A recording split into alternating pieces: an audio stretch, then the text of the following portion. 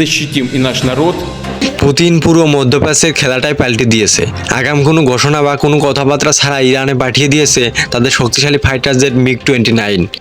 আর এই ফাইটার জেটগুলো এতটাই শক্তিশালী যে রাডার ফাঁকি দেওয়া বিশ্বের 6 প্রজন্মের ফাইটার জেট মাটিতে মিশিয়ে দেওয়ার রেকর্ড আছে এই যুদ্ধবিমানগুলোর। কিন্তু রাশিয়া এখানে এই যুদ্ধবিমান ইরানে কেন পাঠালো, এই নিয়ে শুধু মধ্যপ্রাচ্যে না, গোটা বিশ্বে তোড়জোড় চলছে। আর সে আগুনে ঘি ঢেলে দিয়েছে উত্তর কোরিয়ার প্রেসিডেন্ট কিম জং উন। এবার ইরানকে শক্তিশালী করার জন্য উত্তর কোরিয়া থেকে বিশেষ নজরদারি ড্রোন পাঠানো হচ্ছে। আর এই পুরো ব্যাপারটাই আমেরিকা, ইসরায়েল সহ পুরো মধ্যপ্রাচ্যের মাথা ব্যথার কারণ হয়ে উঠেছে। MiG-29 ছোটোখাটো ফাইটার জেট হলেও এটাকে বলা হয় ডগ ফাইটের রাজা। এদিকে রাশিয়া এটাকে এমনভাবে তৈরি করেছে যেন এর একটা যুদ্ধবিমান অন্য 4 থেকে 5টা যুদ্ধবিমানের সাথে লাগাতার যুদ্ধ চালিয়ে যেতে পারে। মানে এই বিমান সামনাসামনি যুদ্ধ করার জন্য একেবারে উস্তাদ। এই বিমানের সর্বোচ্চ গতি প্রায় 2000 কিলোমিটার পার ঘন্টা এবং এতে 2টি ইঞ্জিন রয়েছে। ফলে এই বিমান সব থেকে কম সময়ে কাত হয়ে ঘুরে পাল্টা অ্যাটাক চালাতে পারে। সাথে আছে 30 কিলোমিটার মেশিন গান এবং R-73, R-2 ধরনের ER-2 এর মিসাইল। অন্যদিকে Su-35 হলো রাশিয়ার সবচেয়ে আধুনিক মাল্টিরোল ফাইটার জেটগুলোর একটি। এটাকে বলা হয় আকাশের শিকারী। এই বিমানের সর্বোচ্চ গতি ঘন্টায় প্রায় 2400 কিলোমিটার, অর্থাৎ শব্দের গতির দ্বিগুণেরও বেশি। এতে রয়েছে থ্রাস্ট ভেক্টরিং ইঞ্জিন, যার কারণে এটি আকাশে অবিশ্বাস্য কায়দায় ঘুরে দাঁড়াতে পারে। শত্রুর মিসাইল টার্গেট করলেও মুহূর্তের মধ্যে দিক পরিবর্তন করে পাল্টা আক্রমণ চালাতে পারে এই যুদ্ধবিমান। Su-35 8 টনেরও বেশি অস্ত্র বহন করতে পারে। এর মধ্যে রয়েছে R-77, R-73 air two air missile, ground attack missile, এমনকি অ্যান্টিশিপ মিসাইলও।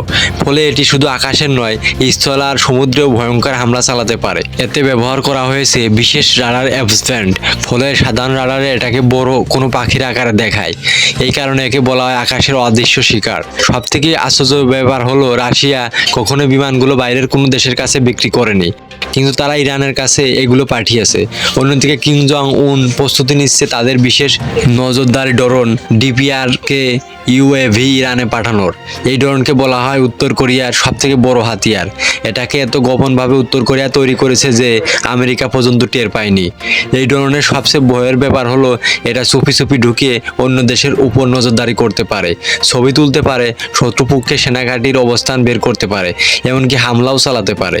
তার চেয়েও ভয়ের ব্যাপার হলো এই ড্রোন শত্রুপক্ষের যে কোনো রাডার সিগন্যাল ব্লক করে দিতে পারে। কোনোভাবে যদি একবার শত্রুর দেশগুলো একে অন্যের সাথে যোগাযোগ করে, এই ড্রোন সেটা সঙ্গে সঙ্গে ধরে ফেলে, তারপর সেই তথ্য সরাসরি মিলিটারি হেডকোয়ার্টারে পাঠিয়ে দেয়।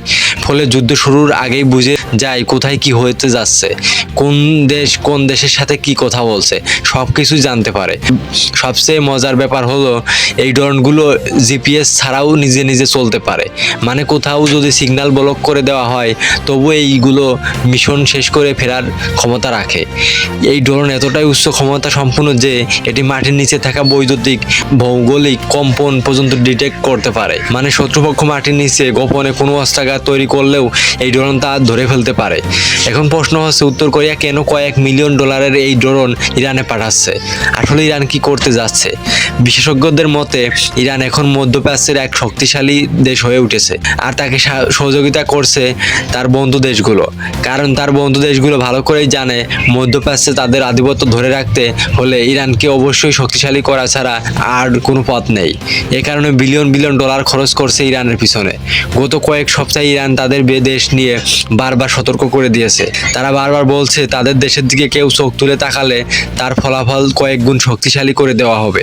ইরানের আকাশে যদি রাশিয়ার পাঠানো অত্যাধুনিক ফাইটার জেটগুলো উড়ে, তাহলে শত্রু দেশগুলো ইরানের আকাশসীমা ভেদ করতে হলেও 10 বার ভাববে।